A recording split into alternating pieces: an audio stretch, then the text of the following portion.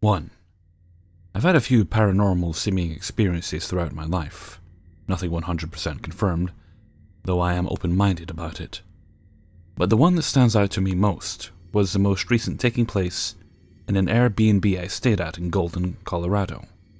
Back in 2014, my husband and I were visiting Colorado. I decided to stay in an Airbnb that was high up in the foothills of Golden, in the Colorado Rocky Mountains.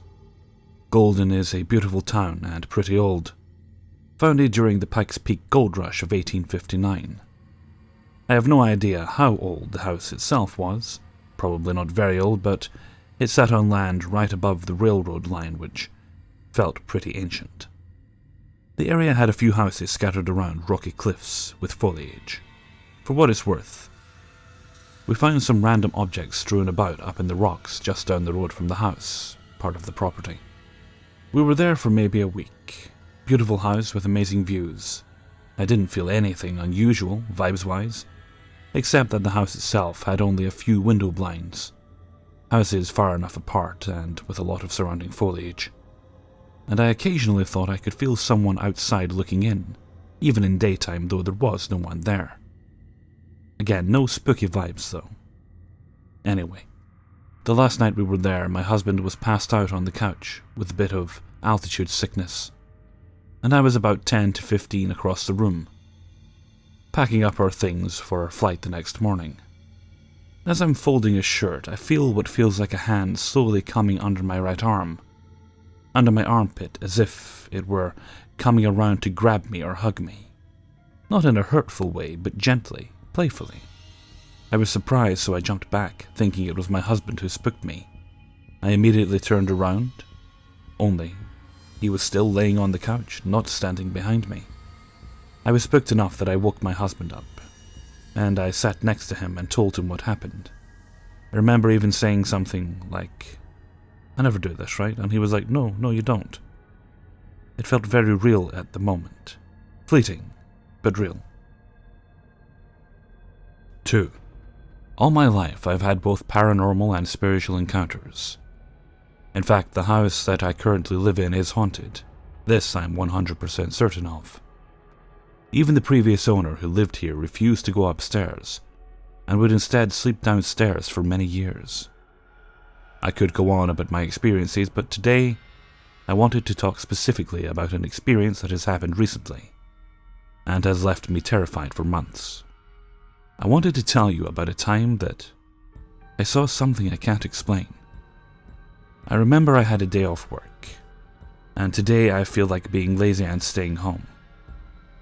I stayed in my cozy pajamas, watched loads of reality TV, and binged on some delicious junk food. I was definitely in a good space, and I needed that time to relax and unwind after a long week of working my butt off. I then went to my bathroom. My bathroom has a window that overlooks a car park, and also a very large old tree. I used the toilet and started washing my hands thoroughly, and glanced outside my window for a moment, and then I saw it. It had to be over 12 feet, a tall presence in front of me, staring into my eyes. It wore a long and black gown that seemed to never end. In fact, it looked like it was floating right in front of that tree. His face was pure white, with jet black, unkempt, long hair. And the most alarming feature I noticed were piercing black eyes staring right into what I felt like my soul. I have never felt this kind of terror before in my life. I just stood there frozen and silent, staring back at whatever this was, for what felt like an eternity. Moments passed, and then I came to my senses, and there was one thing that I knew I needed to do. Get out of sight. I blinked a few times, and it was still there. So I ran quickly out of the bathroom and downstairs as fast as I could, and came to my kitchen window, which also overlooks this large old tree. To my surprise, this thing had disappeared, and shortly after I could feel my heart in my throat, which followed one of the worst anxiety attacks I've ever experienced. I don't know what this entity was, but it has scared me ever since. Just thinking about it and how much hate and anger it emitted. I told a friend who seems to be convinced that what I saw was a reaper. I wonder if anyone has had a similar encounter like this. I'd love to hear your stories. Thanks for taking the time out to read. 3. I would like to start at the beginning, which starts with the story from my grandfather. This would probably have taken place in the late 30s and I believe somewhere in Ohio. As he tells it, him and 3 friends had been planning a camping trip for a couple of weeks, and he was really looking forward to it. They were supposed to go camping and then go rafting down the river. Well, either he got in trouble or his mother decided that he was not going to be able to go on the trip. He told his friends and they decided to go anyway. So the friends take off to go camping and my grandfather stays home. The next day, he went to bed and was woken in the middle of the night. His best friend was standing at the foot of his bed soaking wet, and my grandfather asked him what he was doing there. His friend told him that his 3 friends had gone out on the river when the raft capsized and sent them all into the water. The water had pulled them under and jammed them under a bunch of trees. They were stuck and needed help. He woke up immediately with his heart racing and went to the edge of the bed. This part is unconfirmed as he won't talk about it, but according to some family members there was a puddle of water at the end of the bed. Eventually he fell back asleep and woke up, and he didn't tell anyone about the dream experience he had. Another day passed and his friends were to return home, but none of them showed up. This went on for a couple days. I believe it could have been 1. And the police showed up at my grandfather's place asking to speak to him. At first he didn't have anything to say, but eventually told them where they went camping, and that they may have had trouble on the river. The police went searching and found all 3 of them. They had all drowned in the river. To this day he has not spoken about it, and I'm going to visit him next month. He has been very sick lately, just had congestive heart failure. So if he's not up for it, I really can't bug him about it. The next story is about my grandmother. She and my mom are the big paranormal people in my family. Me as well. I'm going to ask my mom for more stories, but for now I will only tell one. This happened about 5 years ago around Thanksgiving. This all started with my uncle visiting my grandparents in Florida. My grandmother gave him a book to give to my mom when he got back home. We lived in the same town. He has since moved to a different state. We, as in my family, went to Colorado on a snowboarding trip for Thanksgiving, and my uncle didn't give my mom the book before we left. We got there early in the morning and were thinking about hitting the slopes. For some reason we all decided to wait. One brother didn't feel good. Another needed a new coat. So we decided to head into town. A couple hours later, we are back at the resort and decide to go to the outdoor hot tub. But my brother, who didn't feel good, was getting worse and decided to stay behind. When we got back, my dad had taken my brother to the hospital, and my mom asked us to get ready to join them. Turns out he had appendicitis and had to have an emergency appendectomy. According to doctors, if he was on the slopes, he could have ruptured it and may not have made it. The rest of the trip was relatively normal, and when we got back, my mom got the book. Before reading it, she received a call from my grandfather that my grandmother had a stroke in her sleep and was in the hospital. She flew down to Florida with my uncles and spent 3 days in the hospital before my grandmother finally passed away. While in the hospital, a couple things happened that have yet to be explained. One of which is my mom asked her brother to come find a priest with her. She believed my grandmother was near the end, and when she opened the door, a priest was right outside the door. Could be a coincidence. Another was lights flickering when the siblings would ask questions to my grandmother, which actually terrified my uncle, who doesn't believe in this stuff, as well as a nurse who had to leave the room. However, the most paranormal part of all this was that when they got back from the hospital, my grandmother had left her do not resuscitate papers on the kitchen table. She had also told my grandfather the night before. She had a dream in which her father and mother told her now was her time. The story goes in my family that you will be visited by deceased family members in your sleep before you die. The other very strange part was that the book she sent with my uncle was Heaven is for Real. The book is about a kid who was with his family traveling in Colorado when his appendix burst. While the story seems to be fake, or real depending on who you ask, What is true is the kid had an emergency appendectomy while visiting Colorado. Did my grandmother see this coming, or just a strange coincidence? Who knows? 4. I've been a believer in the paranormal for as long as I can remember.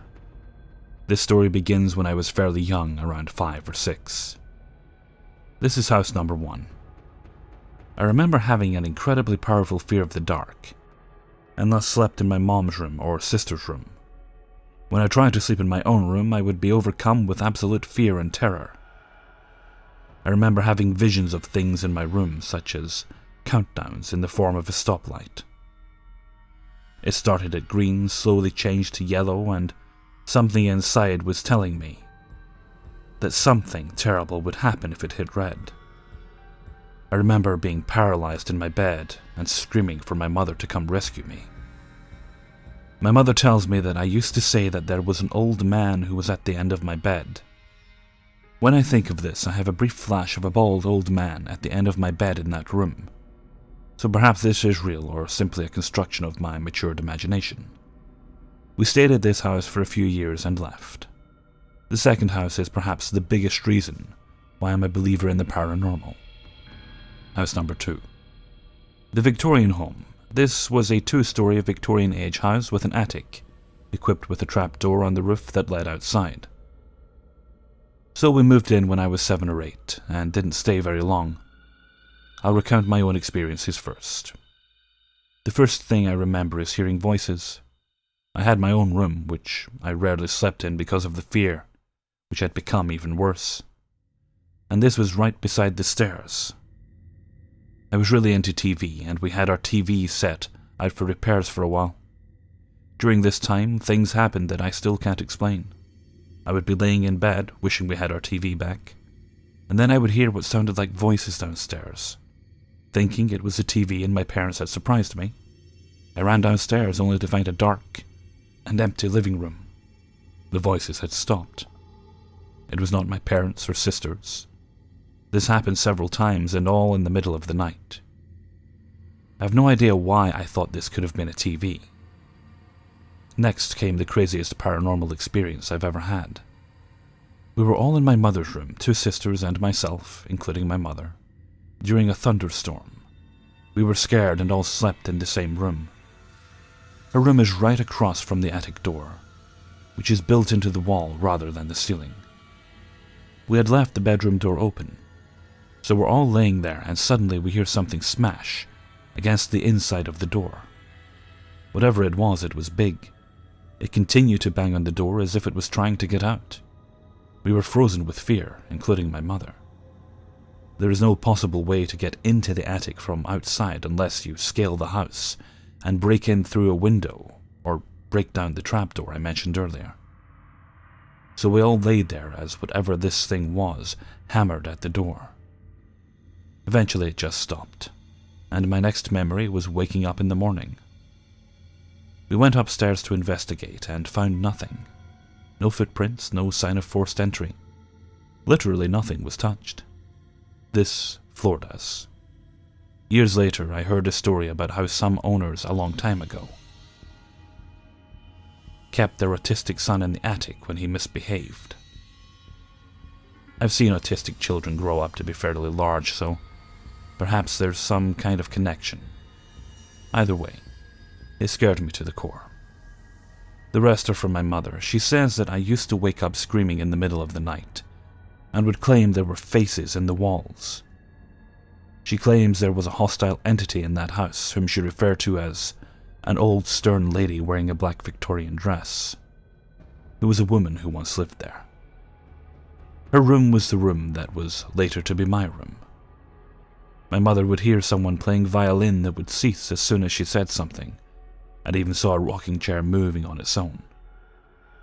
She had a priest come in, not Catholic, who attempted to bless the house, but stuff still happened.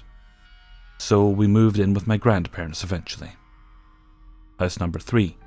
The last house. This is the last house that I've experienced anything paranormal in. Again, my fear of the dark restricted me from sleeping in my own room, so I slept with my parents. I remember waking up in the middle of the night and hearing someone stomping around in boots. Both my parents were with me. I once heard claws on linoleum.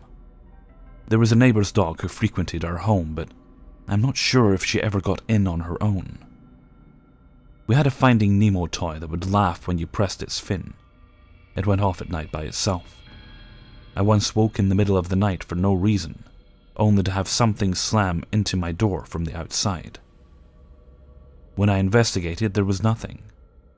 Also, I once thought that there was a figure in our living room, but I'm skeptical of this memory. The end. There are some small fragments of memories, but I'm not sure if they're real or not, so I've left them out. If anyone wants more info, let me know. 5. I have a friend who's really into this occult kind of stuff. I don't know if she practices anything or her habits around it. I just know she likes strange things. She likes to buy antiques and even has an old lamp from a dead lady's house. She was a little strange, but I've known her since I was young, so that stuff didn't bother me. We stopped talking for a number of years, because we were growing up and going to different schools, etc. But she randomly messaged me one summer and asked how I was doing. She invited me to a little get-together and we caught up. I learned that she was sensitive to spirits and didn't think too much about it then. After spending some time with her, I invited her to my house for a sleepover. We were laying in bed, we shared the same bed, just chatting and stuff before sleeping. The lights were off and we were just giggling, talking about random stuff. All of a sudden she hides under the blankets and is terrified. I ask her what's wrong. She says she sees a man at the end of the bed and asks me to check. I look and see nothing there. I tell her I don't see anyone. She kind of gets quiet and didn't really talk much for the rest of the night. I shook it off and thought maybe she was just tired and decided to get some sleep myself. As I'm drifting off to sleep, I hear this creepy whispering. It was indistinguishable, but it lasted for minutes, and it kind of freaked me out. So I put a pillow over my ears and tried to reason it as just white noise or ears ringing. But it was just fucking creepy. The next morning, I get up to use the bathroom. She's still sleeping. I use the bathroom in the hallway and leave the door slightly ajar because I was too lazy to close the door. I see this man, looks like my grandfather, who lives with me, dressed in white, walk past the door once. Then a few seconds later walks past the door again towards my parents' room, and I hear the door shut. Now my grandpa hardly ever goes into my parents' room, so that was already sketchy. And it was weird that he was kind of hovering back and forth like that. I was so sketched out, I walked straight out of the bathroom, not even turning the lights off, and trudge over to my parents' room. I see absolutely no one in there except my dad snoring away wearing a black shirt. I check the closet, I check their bathroom, nothing. Also, my parents' room is at the very end of the hall, so there are no stairs and no way to exit. So nobody could have gone past me walking towards my parents' room without me 100% running into them. I run downstairs, it's about 10 AM at this point, and I ask my mom where my grandpa is. Turns out he'd been out all morning at an appointment. I asked her if she's been upstairs in the past 5 minutes. She says she's been downstairs since 7 AM. I'm obviously freaked out by this point. My friend walks down and I tell her everything that happened. You know what she says? She goes, "Oh, him." I give her a puzzled look. She explains to me that ever since her get-together, I brought him in with me and that he hasn't left her alone since. She also mentioned that the more I hang out with her, the more I'll see things. I noped the heck out of there. Haven't seen her since, although we do still text here and there sometimes. Never saw him again. Hey everyone, Hellfreezer here, and thank you very much for listening to 5 True Paranormal Stories, Episode 33. Thank you very much to everyone who allowed me to use their stories in this video. I'm sorry I couldn't get a TIFU video together this week. I did try, But the way I've been feeling right now is a bit late sending out messages, and I just didn't give enough time to get the responses I needed back. Hopefully I'll have one together for next Saturday. Okay, so this brings us to the end of another week. Going into next week, hopefully we'll have the regular videos. And bloody dog outside barking again. So that should be True Scary Stories on Sunday, Monday, Subscriber Stories on Tuesday, and Scary Stories again on Wednesday, and let's not guarantee Glitch on Thursday. I'll do what I can, but let's not guarantee. We'll not guarantee it just now. And I think we're good for Paranormal on Friday, and we'll see about Saturday. Okay, and with that, I think I'm going to head off for now. So until next time, thank you very much for listening, and take very good care of yourselves.